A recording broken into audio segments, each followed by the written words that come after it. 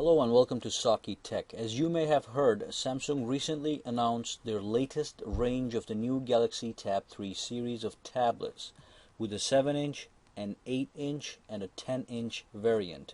In this video, we will go over a 7-inch variant. The 7-inch Wi-Fi version has a starting price of $199, available in either brown or white colors, with 8 GB of flash storage built right in. Now it does come with a microSD expansion slot, so you can add up to 64 GB of space if you truly need that. Now there's a cellular version of this tablet which can double up as a cell phone. However, it is only available internationally with no current availability in the US. You get a screen resolution of 1024 by 600 with 170 ppi pixels per inch, which is relatively low when compared to the similarly priced Nexus 7 and the Kindle Fire HD tablets. For example, the Nexus 7 has a resolution of 1280 by 800 with 216 ppi for the same price. This tablet comes installed with the Android 4.1.2 Jelly Bean operating system with the Samsung Touchwiz overlay. Contains a dual-core processor clocked at 1.2 GHz with 1 GB of RAM, a 1.3 megapixel front-facing camera, and a 3 megapixel rear-facing camera. You're able to record videos only up to 720p, and you can actually play back 1080p HD videos, which is almost pointless since you get such a low resolution on the screen. It is also equipped with an IR blaster, so it will work as a universal remote on both your TV and cable box. Okay, so let's do an unboxing and see what you get in the box. Let's pull out the device. Really neat packaging, by the way, really nice presentation. Okay, and as we keep unboxing, this is what you get. So let's go into the details of every single thing that you get. Okay, so there in the box we have the Samsung Galaxy Tab 3 7.0 tablet, obviously, a white USB charging cable, and a white wall adapter, along with a quick start guide with some coupon offerings bundled together with the guide. Okay, and then when we do a quick overview of the device, let's grab the device and turn it around. So there's the volume rocker and the power button. There's a headphone jack out there on the top. There's a front-facing camera, which is 1.3 megapixels. The rear-facing camera, 3 megapixels, and the home button, along with 2 capacitive touch buttons. One of them, which is the back key, and the other one, which is the settings key. So let's peel off that crap that's on the device. And then there's one on the back. Flip it over. Take that thing off as well. This one is a little bit harder than the other one. Okay, and there it is. So let's grab the device and take a look at the build quality. So the build quality is very similar to other Samsung devices, such as the S4, with non-removable plastic, shiny plastic cover on the back and a silver trim around the device, and just white plastic all over the place. Okay, so finally we can actually power on the device and go into the details of the software. So let's press that power button, see what happens, and there it says Samsung Galaxy Tab 3.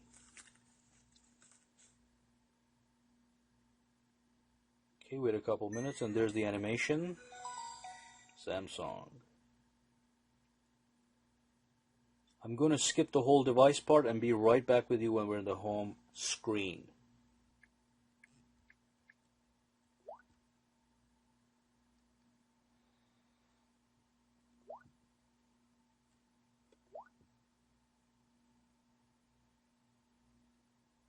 Okay, so here we are in the Touchwiz Samsung overlay, which is very familiar to us if we are following the Samsung devices over time.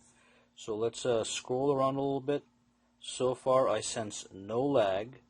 We're going to determine if there's any lagginess on this device as we use the device. So let's quickly go to the options in this device. So if I pull this menu down, This is the notifications tab.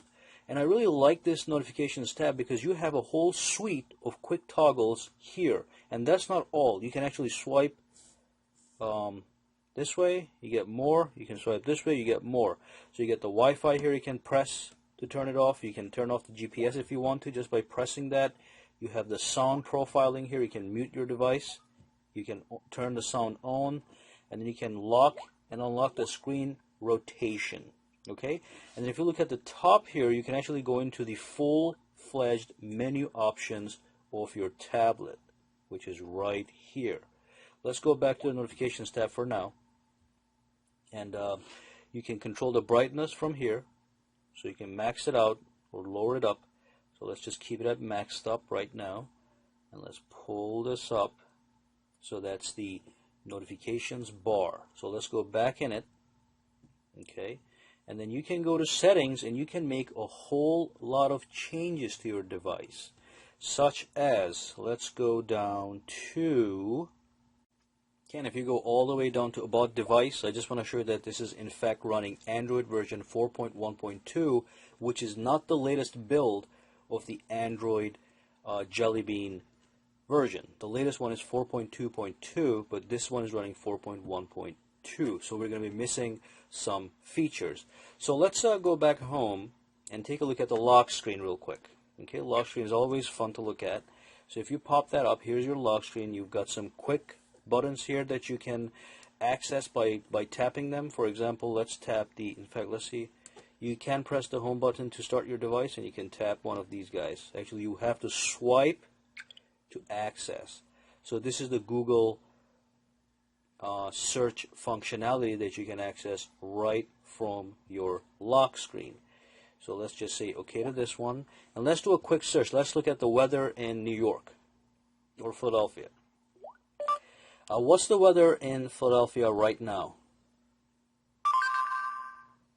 It's 32 degrees and partly cloudy in Philadelphia. And as always with Google search, you get a quick and accurate and a clear response to your question. So let's go back home. Let's see what happens if you press this menu button. This is a contextual menu button. So if anything has a menu, you can click that and the menu pops right up. So you do have some options here. If you click settings, it takes you straight to settings. You can also go to settings by swiping down from the notifications tab and clicking the settings button right here. Okay, and let's look at what else we have here.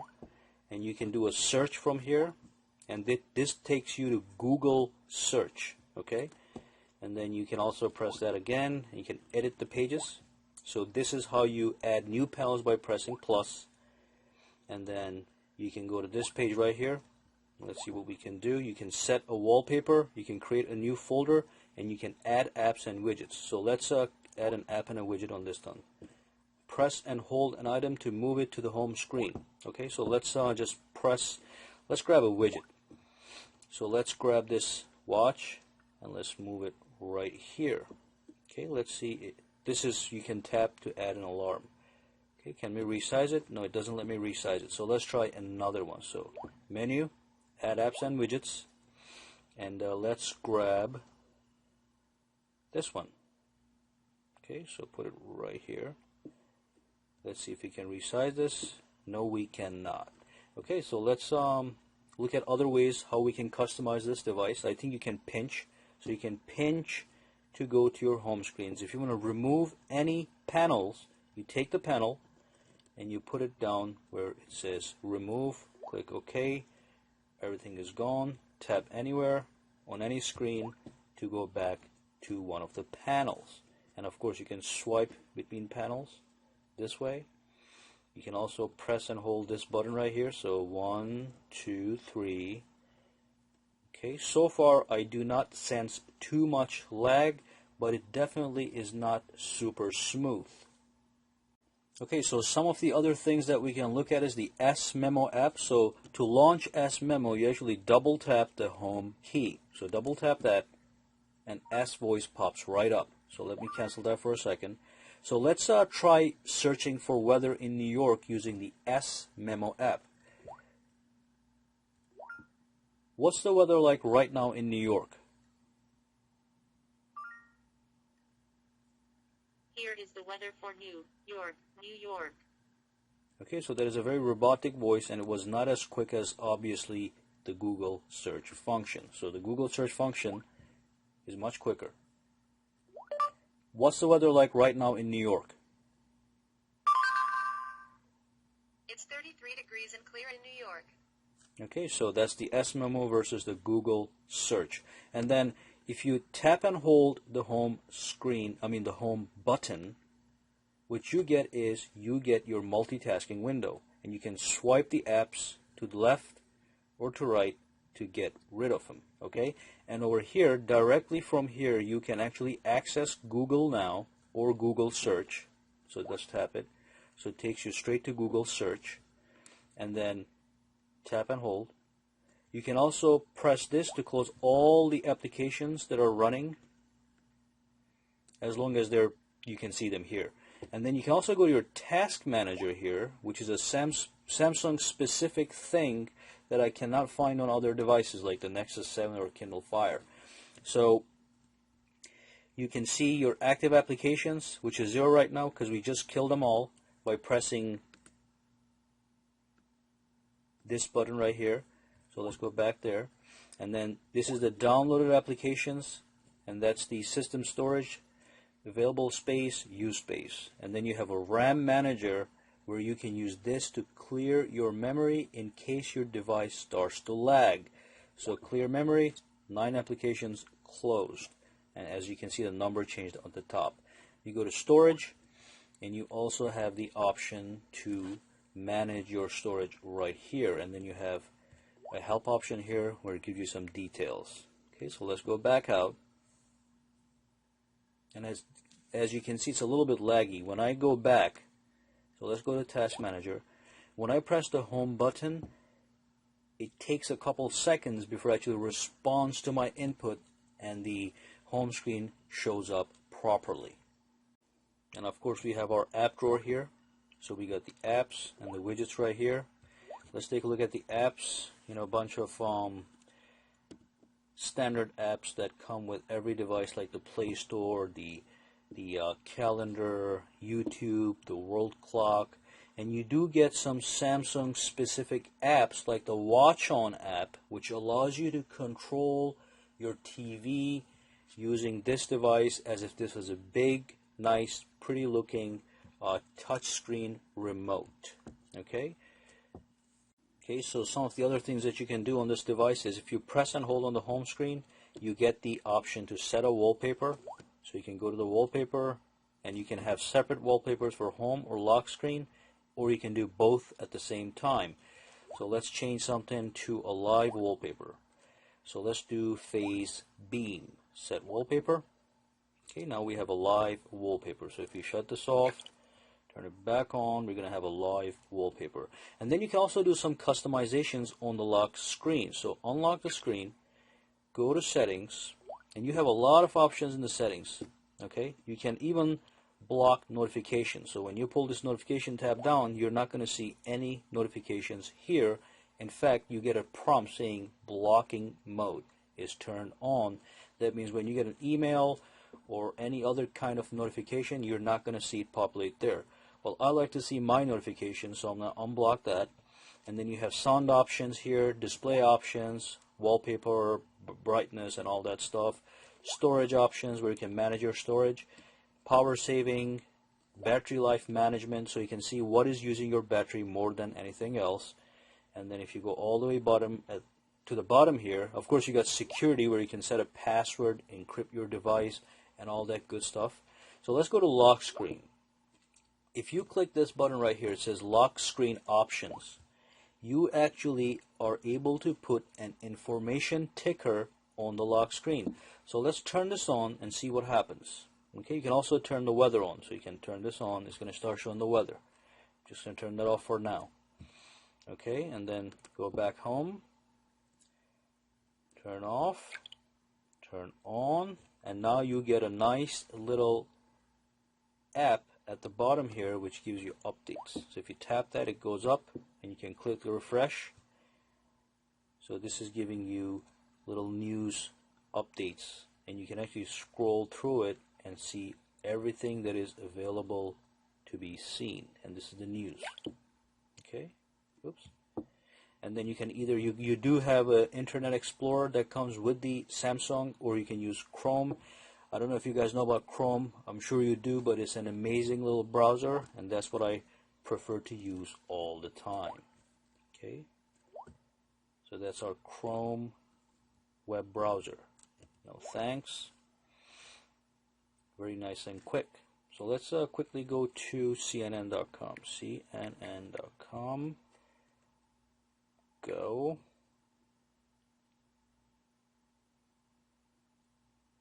Okay, so it did load the full website. Maybe not as quick as other tablets, but it was fast enough. Now the one thing I'm not liking here is that there is in fact a lot of lag as I scroll through this website. Okay, so let's tap to zoom, and you felt the zoom. I'm sure I felt it 100%. Tap to zoom out. But when you scroll through this device, it is not smooth as some of the phones. I mean, I have an HTC One that just recently came out, and that is super smooth. Samsung Galaxy S4 is super smooth. Even Nexus 7 is super smooth. But here you get lag. Let's try the stock internet browser, see what happens there. So let's go to CNN.com. Go.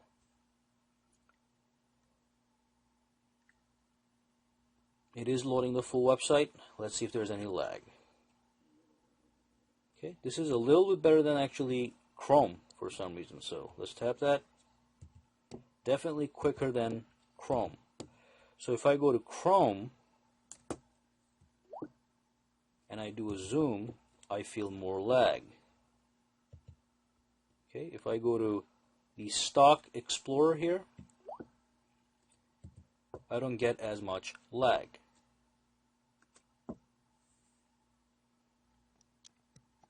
Okay, and a couple other things that I did not go over. Of course, you can have this device in either portrait mode or a landscape mode. So as long as you have this screen rotation not locked, you can take this device, flip it around, and you get a nice little view in this mode. Okay, and you can swipe back and forth between the panels, and the panels adjust to the landscape or the portrait mode. And one final thing is, if you are watching a movie, so let's go to the video player, and I recorded a stupid movie a couple minutes ago, so I'm going to play that. You can actually press one button here, and you can detach the movie and move it around in your screen while you're doing other things. Okay, so that's an option you have when you're playing movies, which is a really nice feature. It's a nice little multitasking trick. Okay, so that brings us to the end of this video. Thank you very much for watching. Give me a thumbs up if you like the video. Subscribe to my channel for more videos to come. I will be making a video on the 8.0 inch tablet and the 10.1 inch tablet. Stay tuned and have a good day now.